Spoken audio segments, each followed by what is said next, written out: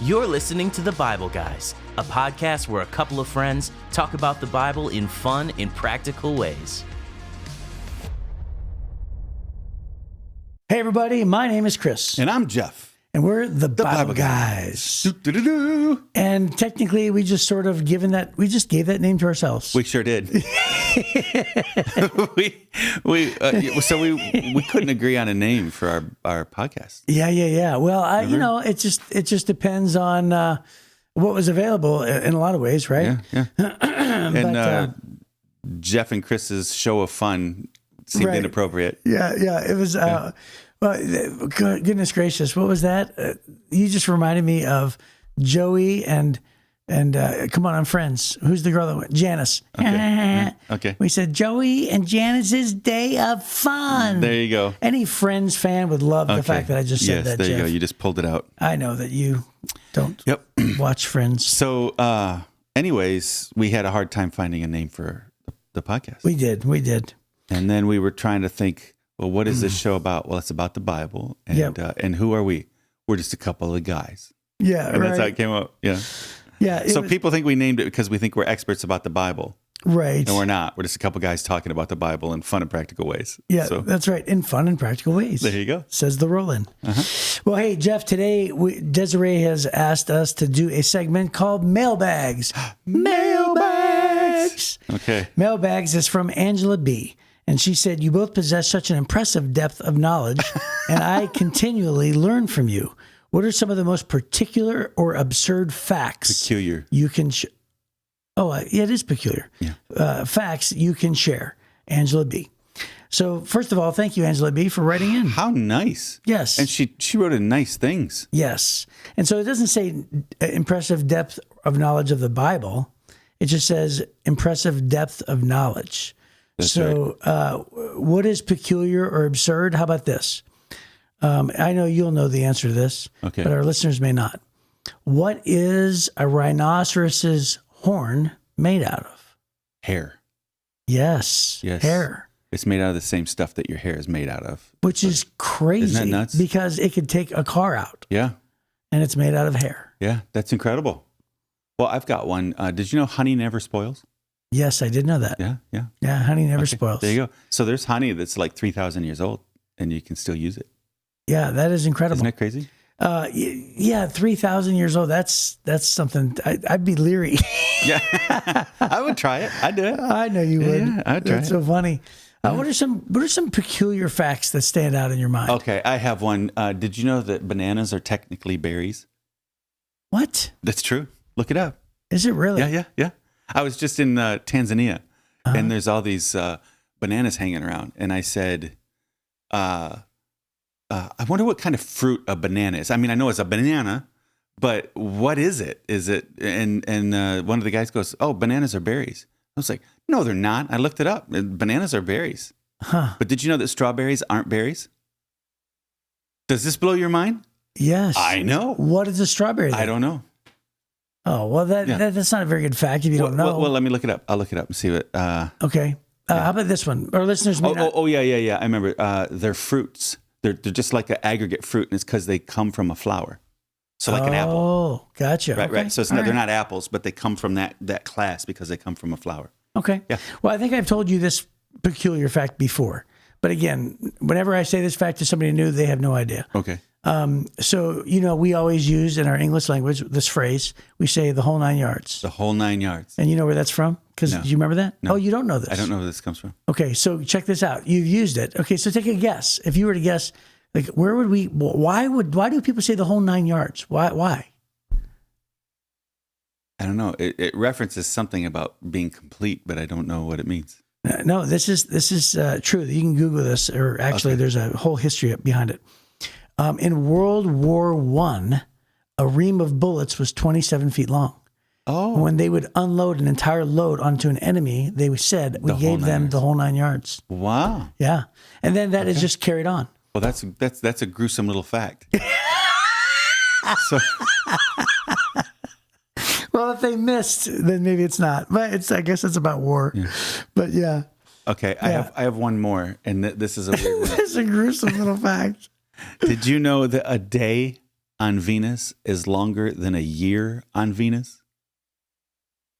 What? You know the planet Venus? Yes. A day on... Because it doesn't rotate. Because it moves so slowly around, to get all the way around takes longer than to go all the way around the sun. So the sun, right? Because a year is you went all the way around the sun. Right. But a day is a rotation on its axis. It moves so slowly on its axis, it takes longer for a day than it does for a year. Wow. Is that cool? That's one of the coolest little weird facts. So Angela B., I bet that blew your mind. Yeah, no doubt. Isn't that crazy? I think that's a good one to end on. Yeah. You need to end on a high note. I know, that's a good one. Like George Costanza. I'm out of here. Anybody who loves Seinfeld knows that. So George just decided that anytime that he, peaks, that he should leave on a high note. There you go. That? Yep. Just leave. So he'll be in the middle of a conversation, and he'll say something. Everybody laughs, and he goes, "Well, I'm gone," and he just gets up and leaves. It's so funny. Oh man. There you go. So weird stuff. Weird stuff's rattling around in our heads. Yes. Right. Yes. That's it. Well, those are some weird facts. Uh-huh. Yeah. Well, Angela B., thank you for writing in. And also, if you decide to write into us, we would love to use any of your questions or at least consider them. So please, info@thebibleguys.com. You can go ahead and email us, or you can comment on YouTube and respond and things like that. There you go. Okay. Well, now that we got all the important stuff out of the way, we're going to get into the really important stuff. We're moving on now. Moses grows up in Pharaoh's house in the home of the princess. Yeah, we sort of skipped a lot here. Yeah, perhaps Hatshepsut's palace. She would have been raised as he would have been raised as a very significant leader, a potential heir to the throne, maybe even probable heir to the throne. But then later, Moses, while he's growing up, he goes and sees and visits the Hebrew people. He actually kills a guy.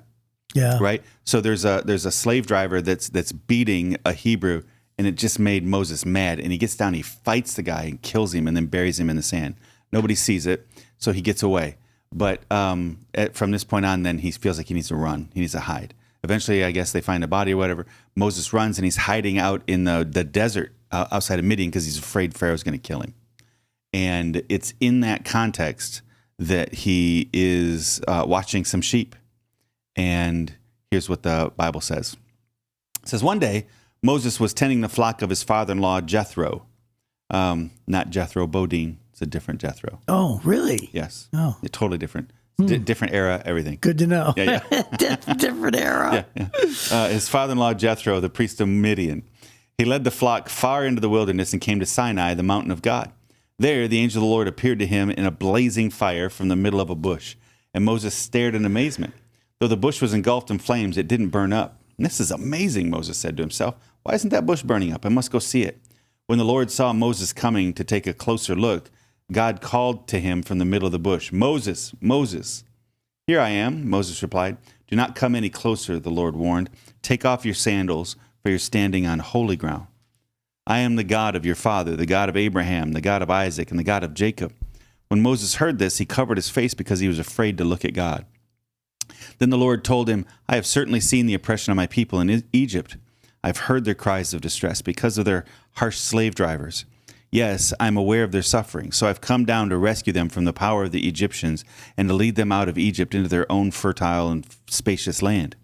It's a land flowing with milk and honey, the land where the Canaanites, Hittites, Amorites, Perizzites, Hivites, and Jebusites now live. All the other ites. All the ites. Look, the cry of the people of Israel has reached me, and I have now seen how harshly the Egyptians abuse them. Now go, for I'm sending you to Pharaoh. You must lead my people out of Egypt. But Moses protested to God, Who am I to appear before Pharaoh? Who am I to lead the people of Israel out of Egypt? And God answered, I'll be with you. And this is your sign that I'm the one who has sent you.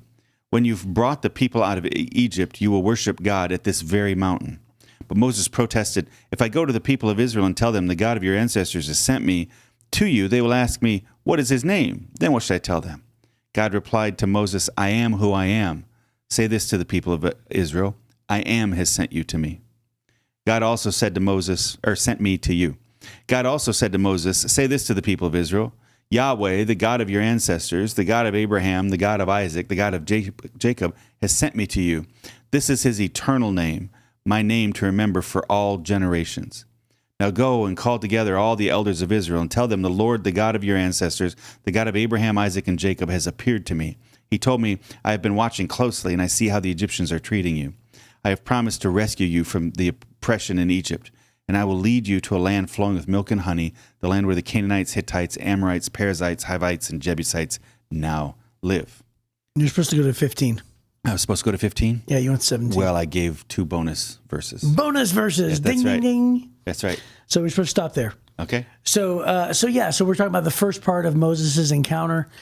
He's in the middle of the conversation with the burning bush. Mm-hmm. It says the angel of the Lord appeared in the burning bush. Mm-hmm. And yet at the same time, it says, God says to Moses, I am who I am, which we know is the name for God. Right. Right. So maybe perhaps it was the angel that got Moses' attention, kind of like the president will now see you.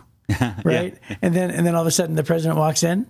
So I've always wondered about that, So almost every single time that the term the angel of the Lord shows up, it's Jesus.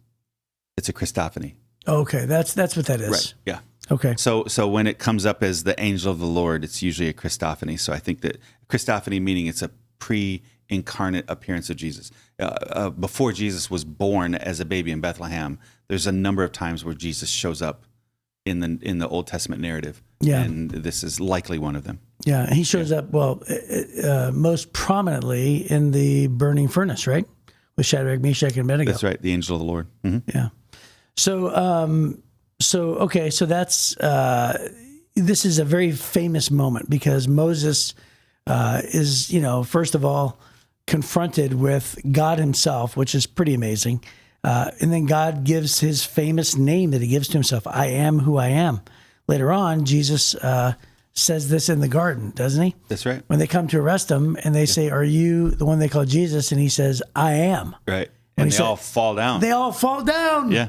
And it says that there was actually a significant number of guards. Mm-hmm. People believe there might have been up to 200 guards. Yeah. It's incredible. And then Jesus says, I am, and they fall down because of the power of that name, which is pretty incredible. Right. I mean, like, people gloss over that. I haven't heard too many sermons about the words I am, being so powerful that they bowl people over. And yet this is it. This is where, it is first spoken. And here's what's really great is that Moses in his humility says, who am I? I'm a nobody. I can't, I'm not worthy. I don't have a big name. I'm a nobody. And then what God says is, hey, you don't have to be a nobody or you don't have to be a somebody because I'm the somebody. Right. And he says, I'm with you. And if you think about it, that is every single task that God asks us to do. Right. Right. So if God wants to work, and let's just say it's the smallest of things, and God nudges you and says, I want you to help the neighbor down your street in this way, whether it's assistance or financial assistance or whatever, or maybe speak truth to them. Heck, it doesn't have to be any assistance. It could just be helping in that manner. Speak up. Yeah. And we always say to ourselves, well, who am I to do such a thing? Who am I to step out? Who am I to, be used in such a manner? And then God's response to us is the same that he gives to Moses, which is like, hey, you don't have to be a somebody. I'm the somebody. I'm with you. So go, ! Right? That's what he says. Right. Go, ! And then I will be with you. And so it's just a great sermon for us to keep in mind that every time God calls you, he's going to equip you to everything that he's called you with. Right? And his calling is almost always to go. Mm-hmm. Go to that person, go with my message, right? That's usually what God calls us to. So I think it's great when he names himself here. Moses is like, hey, nobody's going to listen to me. Now think about this. He's the first son. Right. In Egypt. Now he's hiding because he did kill a guy. Right. But he's the first son, and he has a tremendous amount of power. And the people of Israel may or may not have known that this Jewish kid this Hebrew kid was the leader there. But certainly he could have stepped up and in his own authority said, hey, listen, God came to me. But he said, they're not going to listen to me. and he needed some backing, and he wanted to know, who am I talking to? Now, it's funny. He's arguing with a burning bush that's claiming to be God. So there's that, right? It's a little odd, but he definitely has a sense that, hey, this is holy ground. Take off your sandals. There's something about that, right? When we need to be aware of when we're holy. I think it's important for us to acknowledge holy moments. And so he takes off his sandals, and then God declares, well, my name is I am. And that term, Yahweh, is usually translated as Lord, right? And there's a great note there about that. It's called the tetragrammaton. Yep. You ever? So the 4-letter name of God. What the Hebrews did is they took out the consonant or the vowels and just left in the consonants because they didn't want to make a mistake of saying the holiest name of God. They didn't want to actually write it. They didn't want to say it. They didn't want to hear it because it was so holy. And so that's where you get the 4-letter name of God here that then is almost always translated as Lord in English. But even then, they would not say Yahweh, right? They said Adonai, which is another way to say the word Lord, right? And so just the view of how holy God is, that the Hebrew people didn't feel worthy to even actually say the real name of God. And so for God to step up to Moses and go, well, tell him this is my name, right? That's really, really significant. It's a huge thing. So I think that the respect is great, all these things, but it's really powerful because when Jesus says that in the garden, there is no more powerful name that the Hebrews could possibly know. They wouldn't even write it, let alone say it. Right. Right? And Jesus boldly declares it there. And so it's interesting, if this angel of the Lord was Jesus, he was there when it was declared to Moses, and then at the who eventually becomes the giver of the law, and then Jesus, the bringer of grace, right, declares the same name. Right? It's really phenomenal. It's fabulous. But yeah, and that's another thing too, is that there's a lot of comparisons. It's interesting because I just preached this at our church just a couple weeks ago. So we just happened to finish up a series called "The Baddest Men on the Planet," and we chose some really awesome men from the Old Testament, and Moses was one of them. And and as I was preparing for the message, I thought to myself, isn't it interesting? And again, I'm sort of skipping ahead, but so many things that are tied to the events of Moses, Jesus brings into play. And I won't get into it, but like the Passover is a pretty big thing, right? The bronze serpent in the wilderness, right? The I am moment. There's so many different things. The picture, the picture of the releasing from bondage. Yes. From both physically and spiritually. Striking the rock. Striking the rock. Yes. Yep. There's so many things that are. I mean, Moses was foundational. Yeah. To even us today, we're connected to Moses in big ways. Yeah, Jesus was an incredible reflection of. And Moses, I think, was a hint of Jesus, right? So these two go back and forth. But Jesus did say at one point, he said, I didn't come to abolish the law. Right. I came to fulfill it. And I think you even see that a lot in the person of Moses. Jesus fulfilled a lot or expanded a lot on even the actions and the things that Moses did. And so it's really, really incredible how God is giving us a hint of what's coming through Moses. Yeah, it's really cool. So Moses is being challenged to go back to do something he doesn't want to do, and just like you said, if he's the firstborn son. It also reminds me. I'm trying to look for sermons in this thing. Oh, and I started thinking about when we're fearful, when we have like a shadow mission, because we're going to eventually see that Moses comes out with, after all his excuses, he's going to say, "I just don't want to go." Right. Now, I'm not sure if we're going to skip over that or not. I'm not sure. I think we're going to read some of those. Okay. Yeah. Because really, he doesn't want to go. And I've always thought about this. I've always thought, I wonder if he doesn't want to go because of his history with the palace. Yeah. Right? So he doesn't want to go back with the message, let my people go. Hey, can you do me a favor? Yeah. Can you let go all of your slave force, 1 million people who have built your cities and built your statues? Can you go ahead and just let them, go and be free and just sacrifice all of that? So, but it's more than that. It's the history of the palace and all those kind of things. And I thought to myself, geez, that is a very, very difficult task. And sometimes when God asks us to do a difficult task, it's not even necessarily the task that we're afraid of. It's actually some shadow mission that we have. Yeah. It's some deep-rooted fear of like, what will people think of me? Rejection. Yes. Yep. That's what I'm trying to get to, right? There's these feelings of these human feelings that we just don't want to give into. We'll be embarrassed if we stand up for Christ, right? We'll be labeled as unpopular if you're in high school a lot of times, right? Right. So there's these other things that are attached to it that we can sort of, read between the lines and place in Moses' story. Yeah. And then you find God saying to him, hey, I went on and read those 2 extra verses, 16 and 17, and this is useful then. He says, so now go and call together all the elders of Israel and tell them, the Lord, the God of your ancestors, the God of Abraham, Isaac, and Jacob has appeared to me. It's interesting. A lot of times when we feel like God's telling us to go, we reject it and we go, oh, I'm not qualified. I'm not a pastor. I don't know enough about the Bible. I don't know enough about those things. But God did not tell Moses, go tell him something you don't know. God said, go tell him what you saw. Right. Right. And so one of the greatest things you can do is just share the story. So you are not an expert perhaps on the whole Bible, but you are an expert on your story. Right. Right. So learning how to tell your story in the context of God's story in you is incredibly important.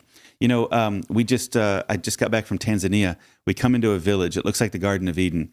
And it was a village that was completely and totally overrun by witchcraft. There were dueling witch doctors that were doing some really horrible things there, and the people were terrified. A woman from several villages over decided to begin praying for this village. She'd go walk through the village. There were a couple hundred people who lived there. And beautiful village, but very, very dark. And so she's walking through, she meets another young woman named Nancy. January, so now this is 6 months ago. She leads Nancy to Jesus over a couple of days and leads her to Christ. And Nancy then begins to have a heart and a broken heart for her village. But she's not an expert. She's a new Christian. But she wants to learn how to tell people about Jesus. So over the next 3 months, January, February, and March, the first lady keeps coming back and talking to Nancy. Well, this first lady is a fairly new Christian. She's only been a believer for 18 months. But she comes, and on the 3rd month that she comes back to meet with Nancy, she teaches her the idea that, hey, one of the most powerful stories is your story. What God has done in you. What was your life like before? How did you meet Jesus, and how did you surrender your life to Jesus? And what has he done since? So you need to learn how to share your story and share God's story. The fact that God paid the price for our sins and he offers it forgiveness as a free gift, and everyone who calls on the name of the Lord will be saved. It was very simple. Share your story, share God's story. That was in March. Since March, Nancy has led 150 people to Jesus. 150 people in this village of 200 people, all consumed by witch doctors and demon worship. So when we come into this village, they're singing praises. They feel free. They're telling stories about how they've been set free from all this oppression. And it's Jesus that set them free. And Nancy told us about Jesus. Well, when it's all done, that day when we were there, Nancy's father came forward and gave his life to Christ. Another woman from the village came forward and gave her life to Christ. And one of the witch doctor ladies came forward and gave her life to Christ in the moment while I was there in this village, right? It was incredible. But I was sitting there looking at Nancy while she was talking briefly, and I thought, she has really short hair. Well, the only women who have really short hair in Tanzania are schoolgirls, because everybody has to have the same short haircut because of bugs and stuff like that in the schools. And so I got to thinking, I don't think Nancy's an adult woman. So after we were all done, I go to Nancy. I said, Nancy, how old are you? And she goes, oh, I'm 17. So this 17-year-old girl stood up to the evil forces of witch doctors and demons with only the knowledge of her story and that Jesus saves people. That's all she's not a theologian, and God used her to radically transform that village. And so I see this here, and God told Moses, go and just tell him what you saw. Mm-hmm. And man, I think the devil beats us so many times where we start to feel like, well, I can't share my faith because I'm not an expert. You're an expert on your story. Just go tell your story. Go tell people what you've seen. That's all. And God can do what God needs to do with your story. Yeah, that's great. Isn't that great? Yeah, that's awesome. Well, hey, that is a great closing thought, because that's our time. And so hopefully we will see you tomorrow as we pick up this story on the Bible Guys.